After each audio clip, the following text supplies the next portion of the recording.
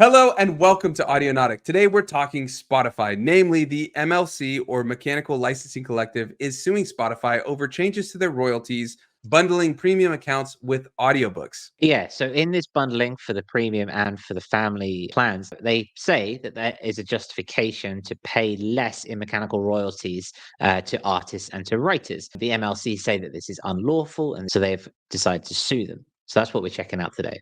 Yeah, let's get into it. This comes from the Discord.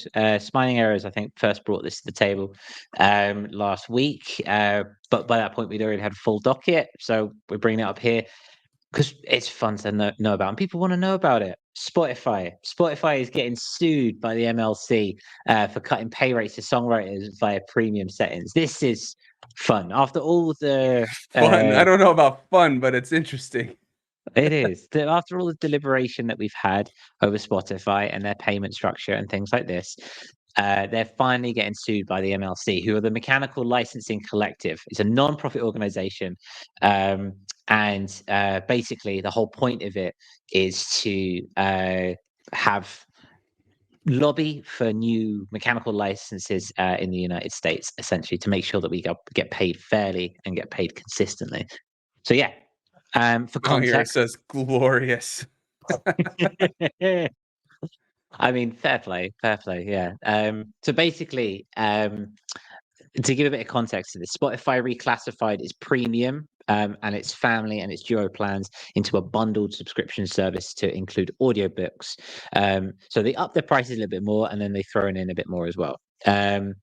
This comes in line with the 2022 settlement known as the Phono Records 4 settlement, which basically means that because they bundle their services together, they can offer lower royalty payouts, essentially, which Spotify has applied to its premium plans in this case. The MLC have claims that this reclassification is unlawful and doesn't justify, and what they're actually doing doesn't justify lowering their mechanical royalty payouts.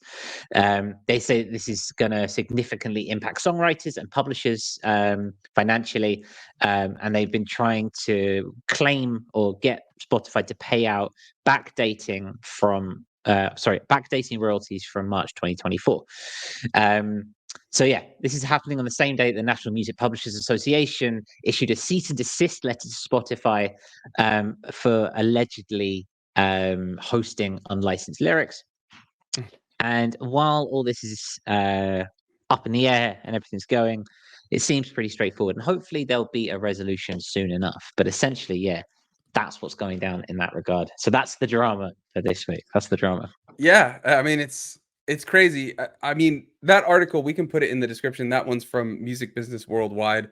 Good article to just kind of get an idea of everything. And yeah, I think this is interesting. We've been talking when they announced these changes and when they brought in audiobooks, we had been theorizing that, oh, this is probably some way to either try to get people to not listen to music as often so they don't have to pay the royalties and things like that. But now we're actually seeing that this is kind of could, if this was done on purpose, this is a bit of a, and I'm just saying that as a clause, but it's a bit of a shady tactic to get lower royalties when they've just made this big thing and they're loud and clear that they're changing their royalty setup to give the most money to artists that they think are legit or legitimized in their own classifications by having more than 1,000 streams per track in every year and things like that. So it's really interesting. It's like in the one hand, they made this claim, oh, here we go, we're giving artists more money. And then in the other, they did this audiobook thing so that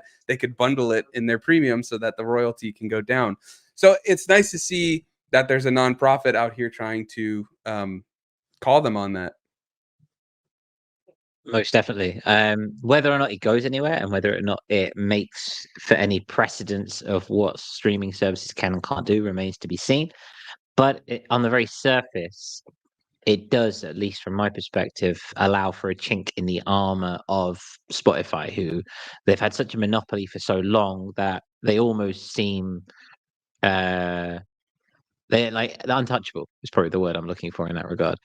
And while as a consumer, it's all very kind and nice and dandy, we're quite vocal about how it is from the other side of it, and it is exploitative. And so it's nice to see that this is starting to take an effect, which is nice as well. And if nothing else, just seeing action being taken on artists' behalf is nice, because we typically don't see that. It's usually just us presenting, now Spotify's doing this to screw artists. Now they're doing this. Now they're doing this. So seeing them getting called out on something is good to see. Smiling Earth says, I'm reveling in their discomfort and potential demise. Speaking of that, I posted in the Discord on the Off Topic channel an interesting video from Polymatter about Spotify's basic strategy of like adding new things all the time, because they've only existed because of angel investments. They've never turned a profit. So they always try to roll out these new things.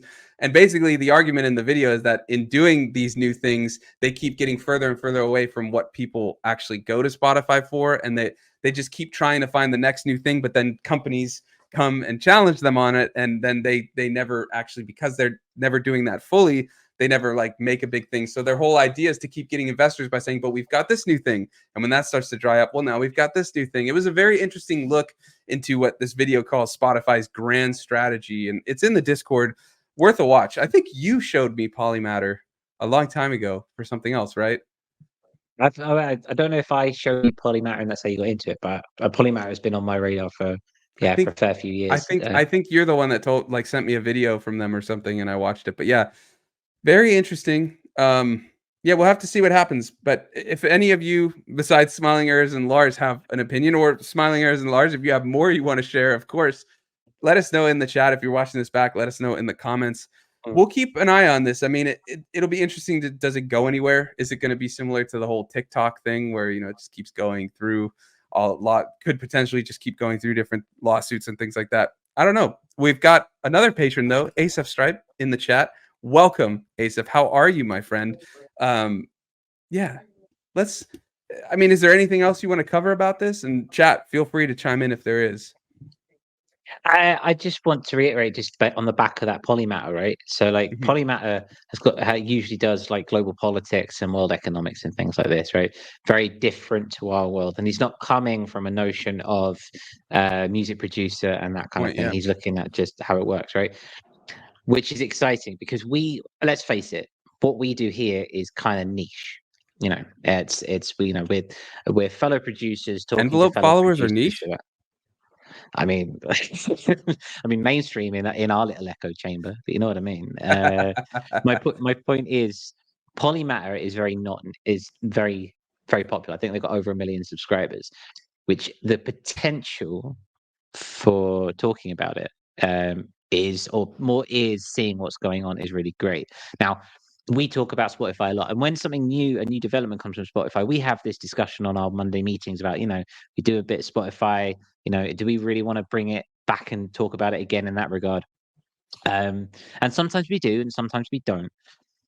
But I think this shows that the notion of continuously talking about something, not saying that we directly influence Polymatter at all. I'm not saying that at all, but I am saying consistent talking about it, consistent bringing awareness to the situation to people who are not in our niche and not doing what we're doing does work, and it does have an effect. So there is always something to be said about talking about this, and that's why we do it. Exactly. I mean, we don't like talking about Spotify. We don't like seeing these things happen, but it's important to talk about it. It's important to hear all of you. It's important to get all of our opinions and just express our dismay at it all and things like that. If nothing else, just to, be together on it and stuff, and share in our misery of it. But more importantly, bring awareness to it for anybody watching, and to make sure, together we're a larger voice, and it's important that we're heard. And I think that by doing it in this way, by bringing it up, by constantly talking about it, like, look, we're seeing, as you're saying, Polymatter covered it, not because of us by any means, but the more people talk about it, the more we come together to discuss it, the more awareness is out there about it, the more shares, retweets, discussions, topics, all that stuff. Real life discussions are very important too.